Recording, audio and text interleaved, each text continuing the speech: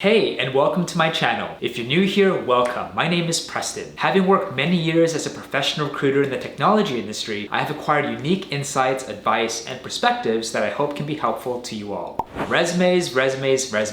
Gotta love them or gotta hate them.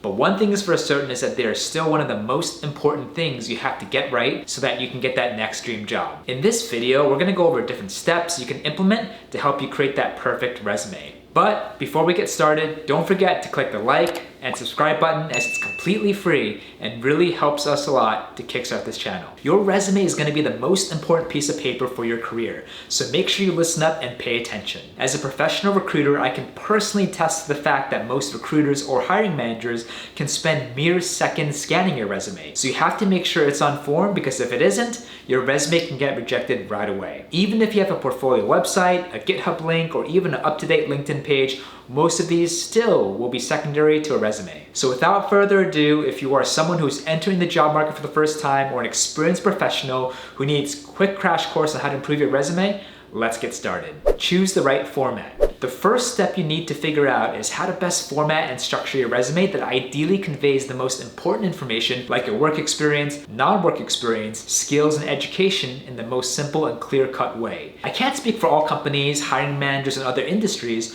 but from my experience, the most common format that I come across as a recruiter is called a chronological resume, which is a fairly traditional format that would organize your experiences from most recent to the least. In this format, you will list your most recent positions first, provide strong examples of work accomplishments and achievements, and then proceed with the past jobs in the same fashion in reverse chronological order, followed by your skills and education. Employers usually prefer this format as it gives a great high-level overview of your career. There is also a format called functional or skills-based resume that focuses on emphasizing mainly your skills rather than experiences in education. This format is usually best for those entering the job market for the first time with minimal or no professional experience to show. Some resumes are a hybrid combination of the two that mixes both chronological and functional and focuses on both work experiences and skills. Keep in mind though that while chronological is the most common, this is merely a guideline, and depending on your experience or personal circumstance or whatever industry that you're in, one format may be better suited than another, so please keep that in mind. Header and contact information.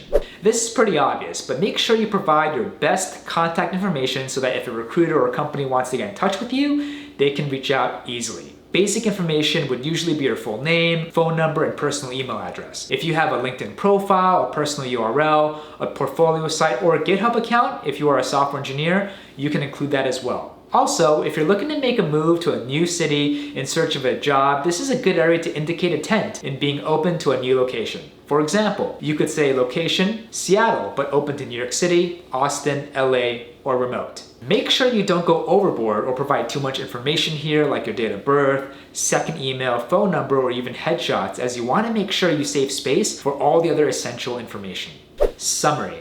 Usually under your name and contact information, you might want to think about adding a professional summary. This section is basically a very concise 1 to 3 sentence sales pitch that clearly conveys who you are, what you do, and why you're perfect for the job. It's important to note that here you shouldn't share what types of opportunities you're looking for, but rather share value and how you can contribute specifically to your potential employer. While it's not an absolute necessity to have a summary, they could also be useful to share any context or clarity to your resumes. For example, explaining any significant gaps in your resume or why you're pivoting your career. If you are an experienced professional, make sure you really highlight your related experience, skills, and qualifications, but if you're not as experienced, make sure you highlight any skills that can be transferable from other relevant experiences that would make you stand out to be a contender for the job you're applying to.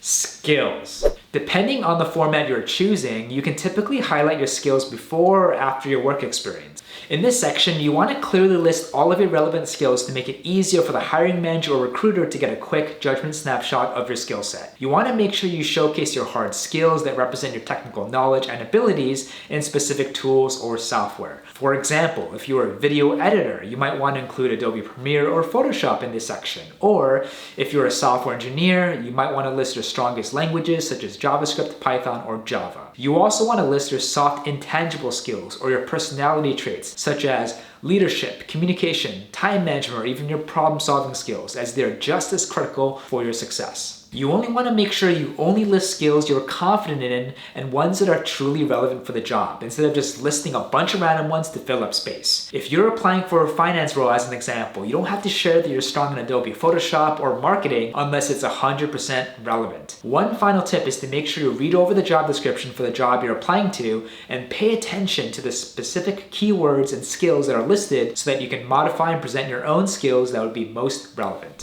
Work experience. Most of your resume will be about your work experience, as this is an important way for prospective employers to learn where you worked, what is your most important accomplishments in each role, and what impact you had on that team and company. In this section, you want to add the job title, location, and dates you worked there. Within each role, you want to add maybe 4 to 6 points that focuses on the most important accomplishments rather than listing your daily tasks. Just keep in mind that these are mainly guidelines to stick with as well. If you have been at one job for a long time, you can definitely add more points. It's also important to stick with past tense if the job was in the past, or present tense if you're currently working at the job. Mixing up tenses is a common way to confuse the recruiter and hiring manager and make them think that you aren't detail-oriented or careful with your work. Make sure you also quantify your accomplishments and use numbers and percentages whenever you get the chance. In addition to listing your accomplishments, explain how your accomplishments helped the company save X dollars or boosted revenue by X%. Don't just say that you worked on and improved the project management system.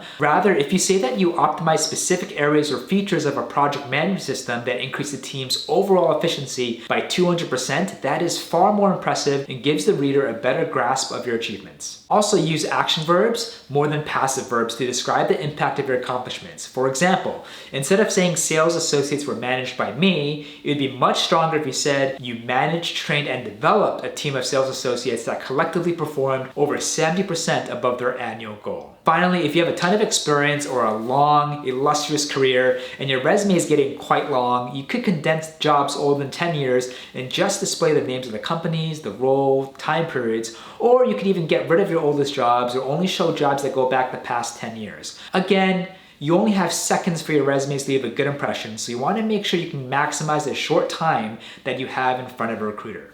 Education. Keep this section super simple and list your school name, graduation year, major, and degree. If you're a new graduate and don't have too much work experience, you can list your education near the top of your resume and also include your GPA, honors, thesis topic, awards, and other achievements, and projects that may be relevant to the role you're applying for. If you also have any certifications or have done online courses or any other type of education, list it here and make sure you list it in reverse chronological order, and just make sure it is relevant to the role. Other experiences. If you have any side projects or volunteer work that are relevant, you can create a new section and add them here. Additional experiences that are relevant can be helpful, as it will showcase a new dimension or perspective on your background that might help you stand out from others. Just make sure that they are in reverse chronological order and list your most recent experience or accomplishment first.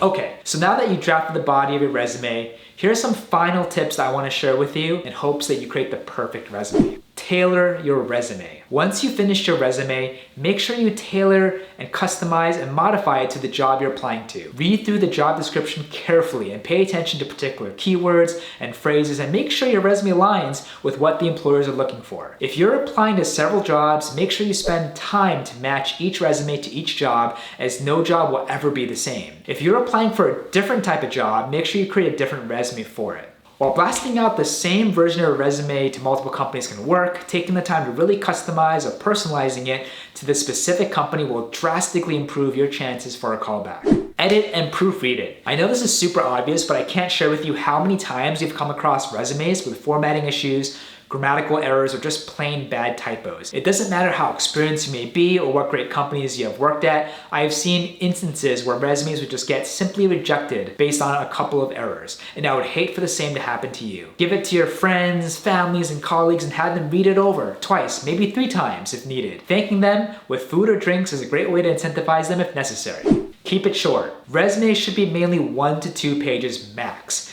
If it's much longer than that, focus on the basics and make sure you're really focusing on your most recent work experience and relevant information, because most of the time, if recruiters or hiring managers see a 3 to 5 page resume, they might not even look at it at all and move on to the next candidate. Of course, this isn't a hard set rule, it's just a guideline, and everyone's background and experiences are different. But this is also a good benchmark you can try to stick to. I do know that if you're very experienced or have a great long career, it's more than okay to have a longer resume. Or if you're in another industry like academia, for example, and you have to list all of your publications or research, a longer resume will typically be the standard. Easy to read. Focus on easy to read fonts and don't get too crazy with graphics or even change the color of the paper. Resumes should be clean, concise, and simple. If it's messy, hard to read, or too complicated, chances are it will just get rejected or ignored right away. Save as a PDF. One final small tip is saving a resume as a PDF. A lot of time and effort goes into crafting the layout and content of your resume, and sometimes that work can get lost or ruined when sharing via Word or page file. To maintain the look and feel of your final resume, export and save the file as a PDF, as it both makes sure your resume doesn't lose its fidelity and also helpful on the recruiter and hiring manager when reviewing it. Another consideration is to save the resume file name as your name, company, role, current year, and month, so that if you or the company's recruiter or hiring manager needs to find your resume in their applicant tracking system, email, or file storage, they can simply identify it. Well, that's it, and I really hope some of these were able to help you with your job search. It's funny how this one piece of paper can have a huge impact on your career search, so make sure you put in the time to do it right. If you have any questions or want to share which of these steps really helped you, please comment below. We'd love to hear from you. As always, please don't forget to like, subscribe, and click that bell. It's completely free and really helps us kickstart this channel. If you also want to follow me, feel free to add me at Preston_Park on Instagram, as I try my best to post daily. Thanks again, really appreciate it, and we'll see you on the next one.